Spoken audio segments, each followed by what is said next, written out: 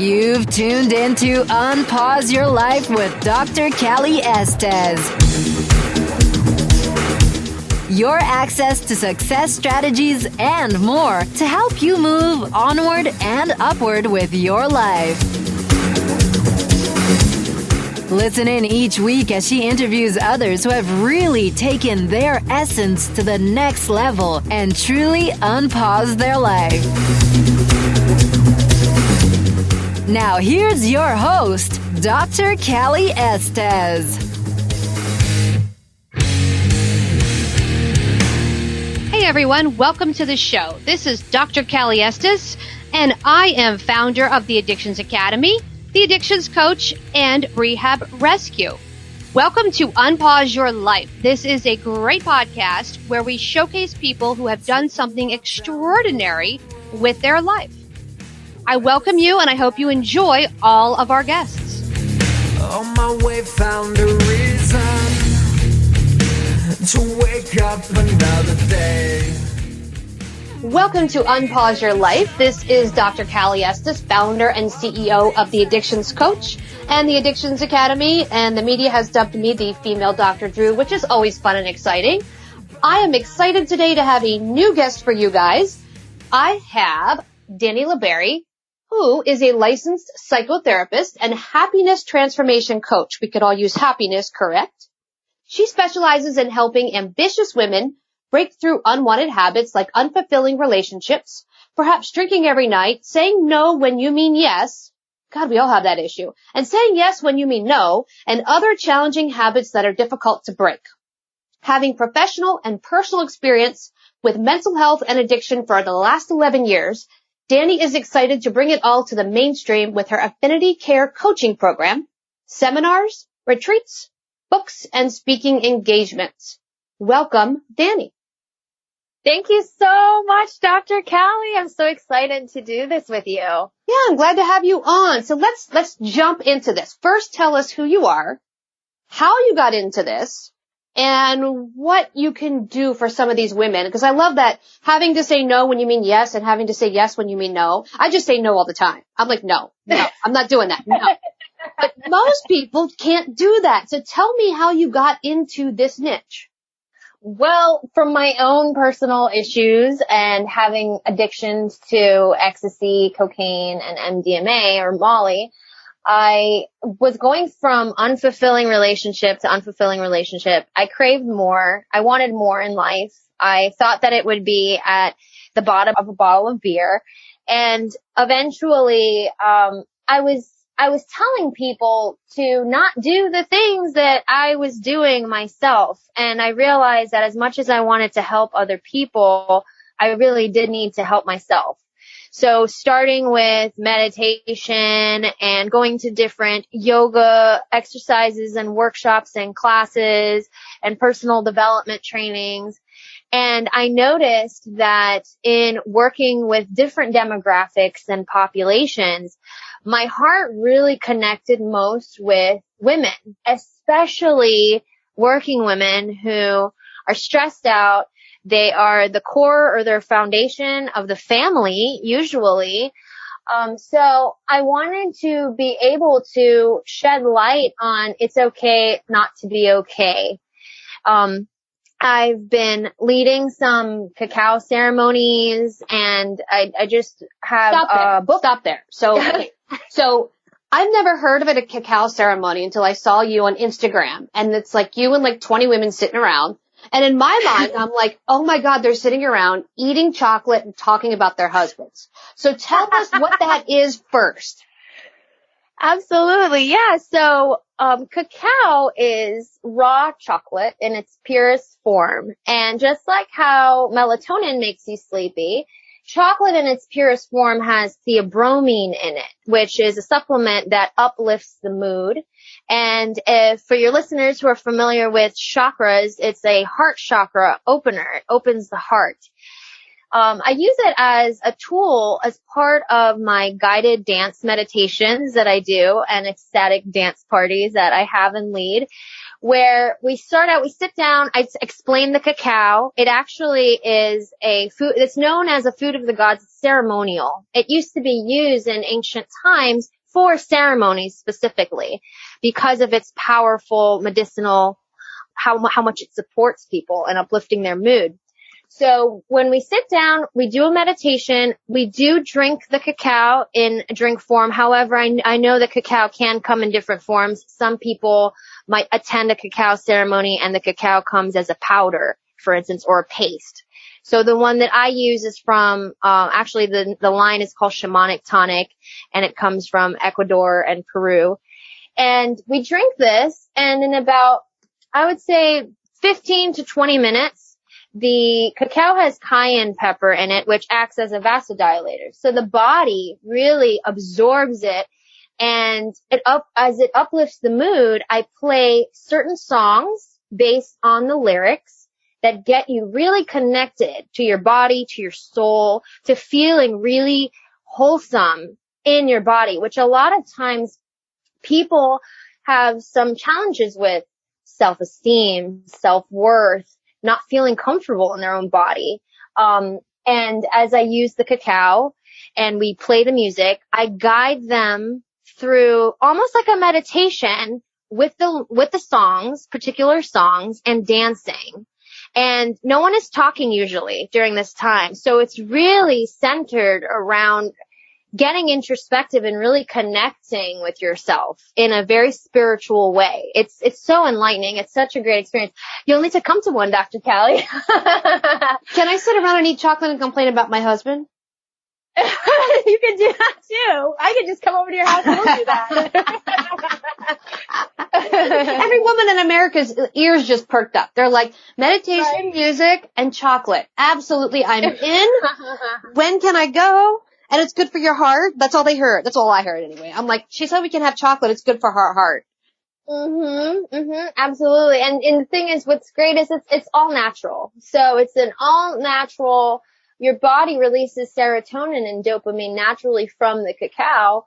So you can drive home, afterwards. It's not something that is intoxicating or anything like that. There is no come down. It's very natural. And I've noticed from the feedback that I've gotten from I've done a few different kinds now. The first few that I've done were with men and women. And then I noticed that there was a need or a desire in the community for women connection, having authentic relationships and friendships with other women. So I started to do just women's cacao ceremonies, and the feedback has been so amazing. The women have been sharing how they've been able to feel comfortable in their bodies and really heal through some of the emotional abuse and trauma that they experienced in their past. That's so interesting. So this must be your psychotherapy training coming through. Is that? Yes. Yeah. But where does one go to learn to be mistress of the cacao? How does that happen?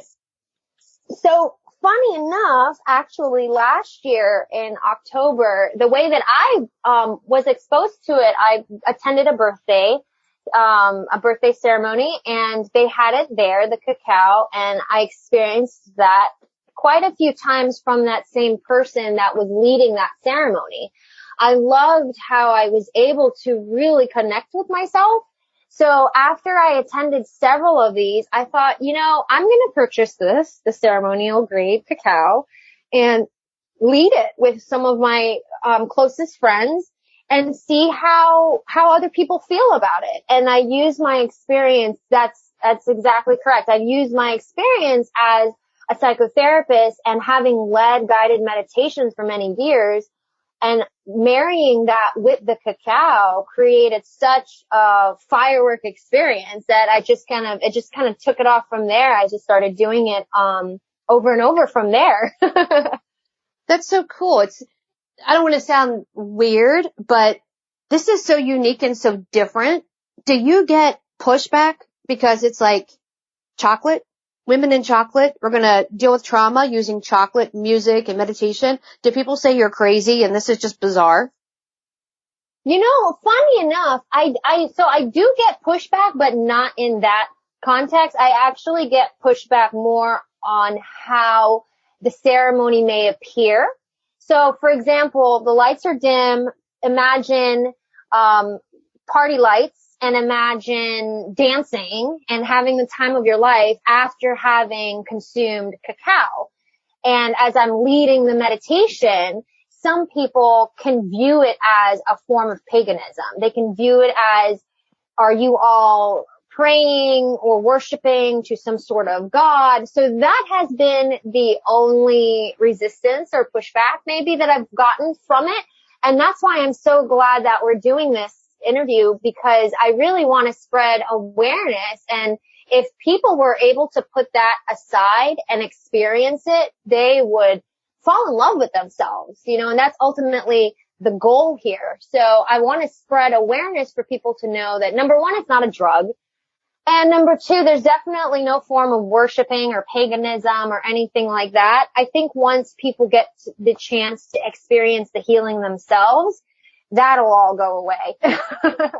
That's so interesting. So that makes my life, when I tell people I dance naked around a fire, like that makes me not look as crazy. So I'm glad that we're talking about this, because I do sweat lodges with the Lakota tribe. And when I talk about, you're naked in a hut, they're like, what? You're doing what? Like, well, you're breathing and never mind. You're doing all these amazing things, and people just perceive it because it's so different. So that's interesting. So this is like a whole separate thing for you, because I know you have a book coming out, which is totally different, that has nothing to do with this kind of stuff. So tell me about the book and tell me how you're going to weave this all together.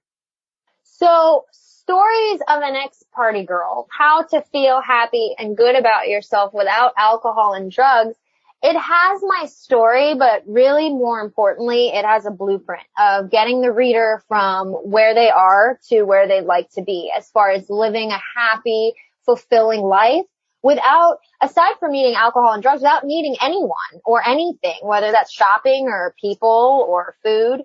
And with the cacao ceremonies, I find that it really is able to be a sort of experience for someone compared to the traditional read a book, do the exercises. I mean, that's great too, which is why I have the book coming out, being able to sit at home. And that's another thing too, is that in the book, I have some journaling exercises and some questions in there to support the reader in getting introspective. Maybe they're not ready yet to see a coach or a therapist, and they just want to, do a little self-exploration. And the cacao, I love that it gives you that real life experience of getting to feel really, really good, like just really fulfilled in your soul. Something I didn't mention earlier, I've started doing when I lead the ceremonies now afterwards. Usually people are really hungry because of all the dancing. And so I've started offering light refreshments, things that are healthy, fruits and vegetables and things like that.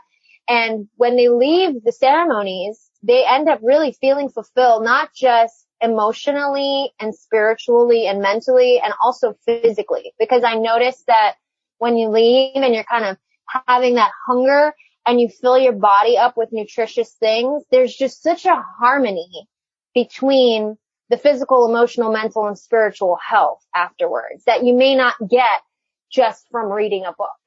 So I love being able to tie them all together to create something for people to really be able to get in touch with themselves in a way that maybe they haven't been able to for a while or before. That's awesome. So you're creating a safe space. And then your medium to do that is the cacao. So you're able to offer them comfort and fun and meditation and do all these things that we pretty much do anyway. We turn the music on and dance around and eat chocolate, but it's more in a safe environment where you're working through some of your issues and getting to feel better.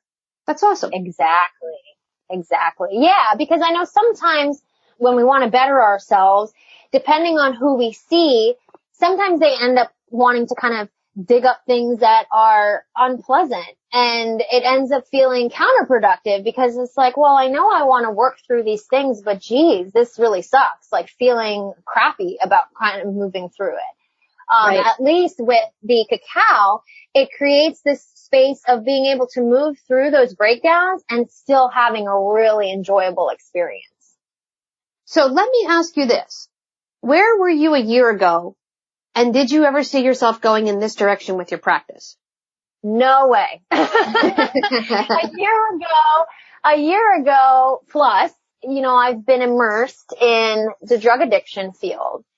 And I've become I've become very burnt out at the recidivism of the working with people at this point who sometimes they don't want to change.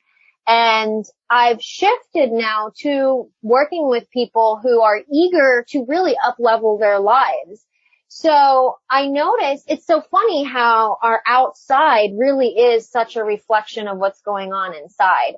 I noticed that as I was on this journey of really propelling myself in getting introspective and understanding why I do the things that I do, it started to shift things for me in the outside of connecting with other working women who say, yeah, you know what? I feel like that too. Hey, you go through that? Yeah, me too. And I just don't know how to deal with this or cope with this or balance this.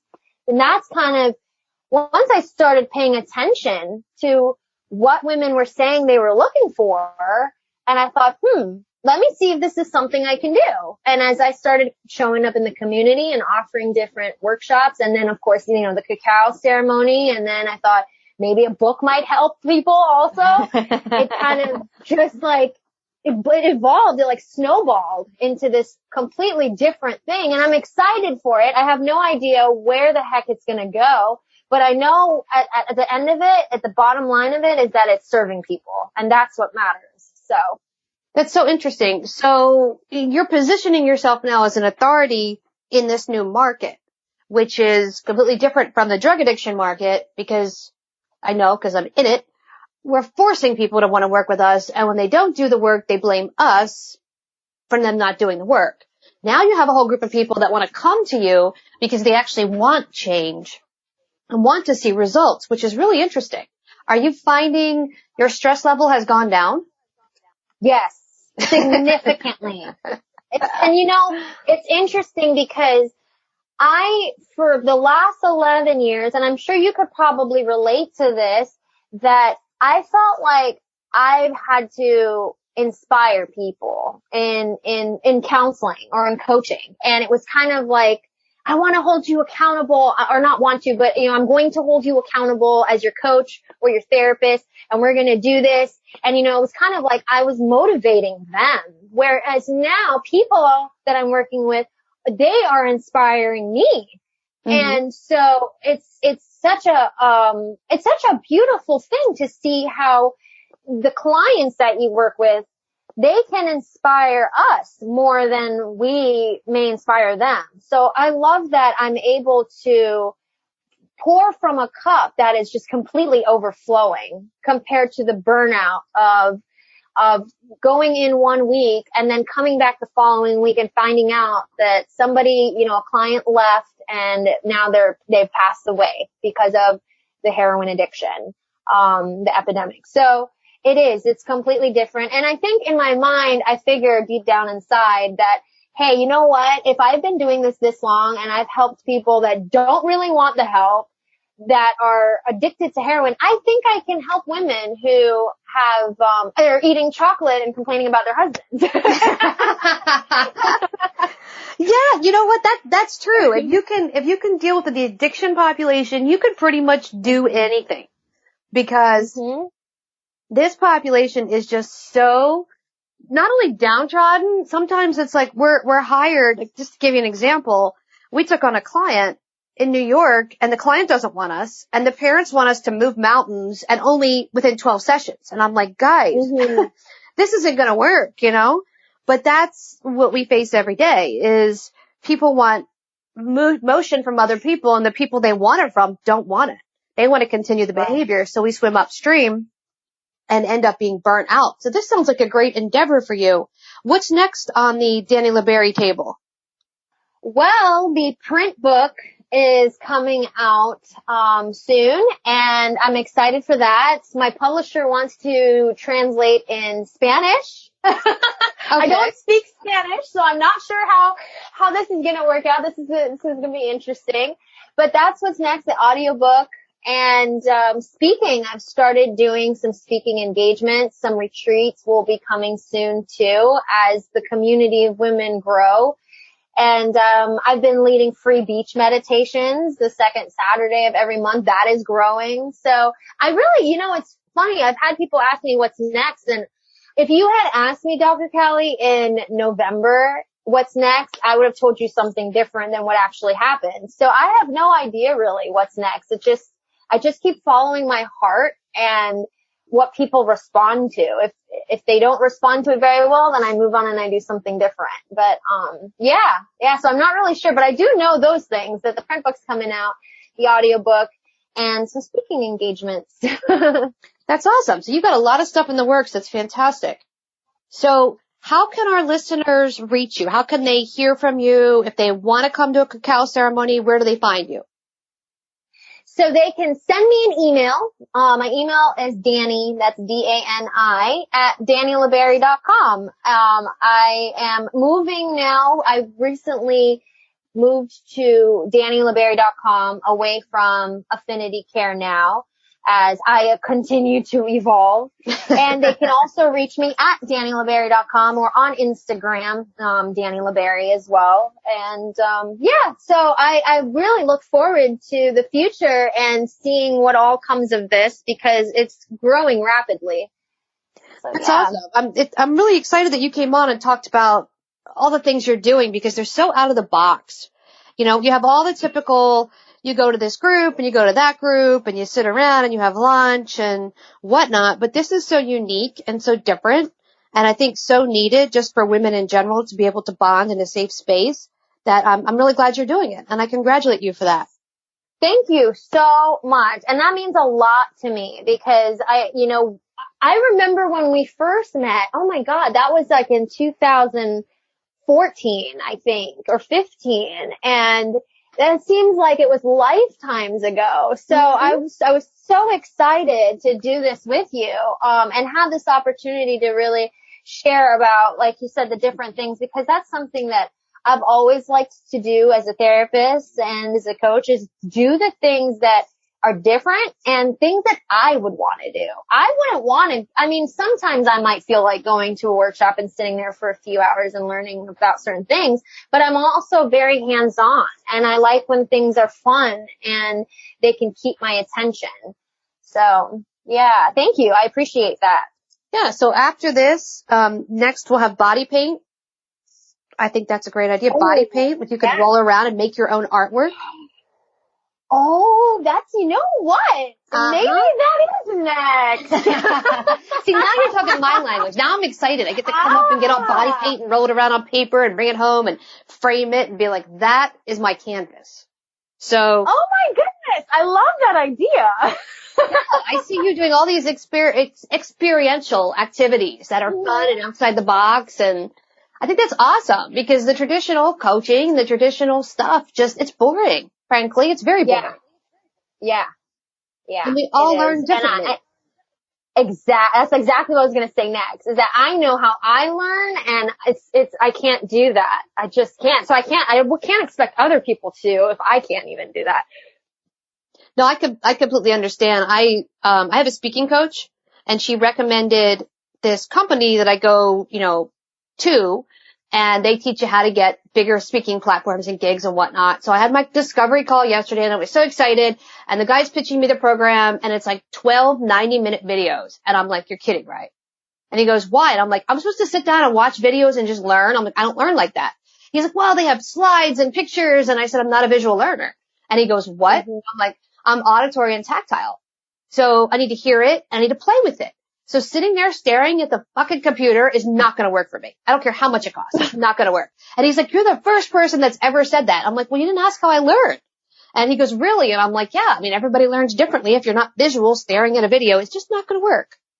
Yeah, exactly. And it's interesting you say that because the program that I'm involved in, One of the things that I love so much about the mastermind that I'm involved in is because they do in-person events. They don't just hide behind master classes, webinars, and those kinds of things of just a series of videos to watch, because I can't tell you how many times I've come across these things online, these ClickFunnels, and I'm guilty of it. I'm that person. I end up paying $100 and I get access to these videos that I never watch.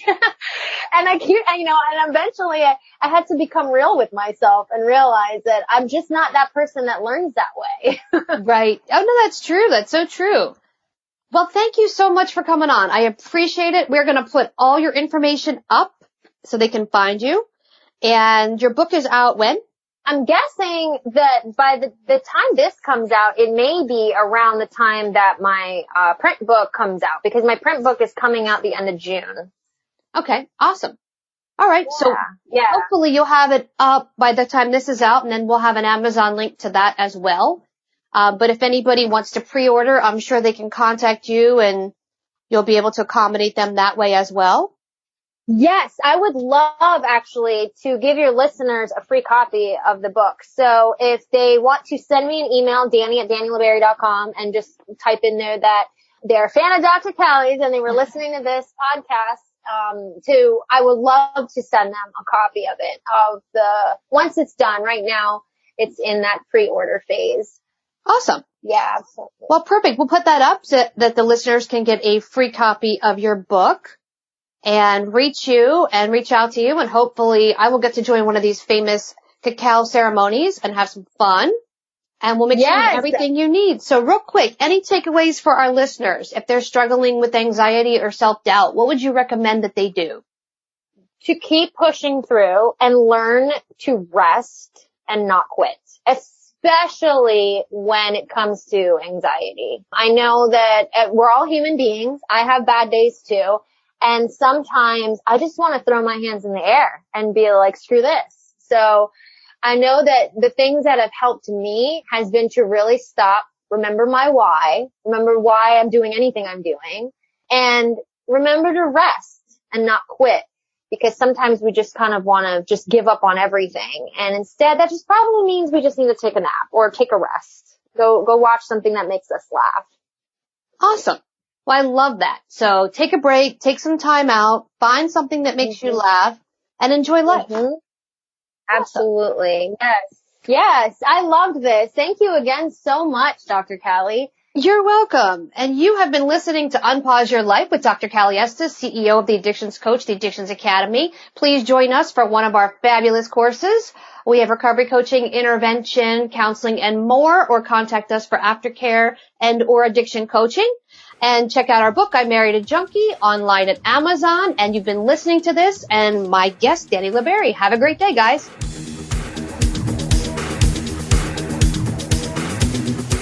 Hey, everyone. Thanks again for listening. I really hope you enjoyed the show today. Head on over to iTunes and Apple Podcasts and leave a comment or review of what you think. Or contact us at 1-800-706-0318. If you want to be on our show, feel free to email or call. And if you have a topic, feel free to email or call as well. Thanks for listening to Unpause Your Life. For show notes and more, head on over to unpauseyourlife.com.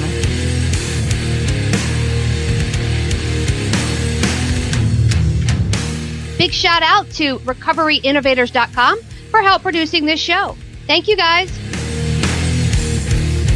I took a walk down the long road where they said that I shouldn't go. On my way found a reason to wake up another day. But they needed to show you all the things that you won't do.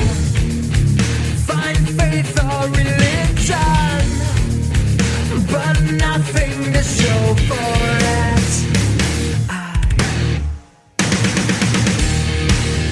No need to escape in love with my pain.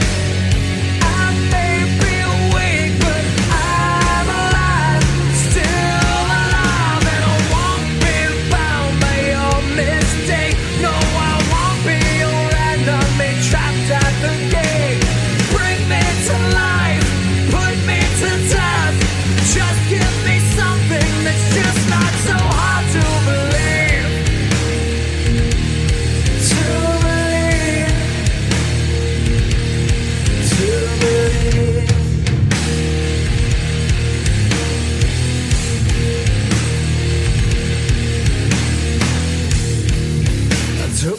walk down the dark road where they said that I shouldn't go. I knew the dangers of flying. Now I'm so far from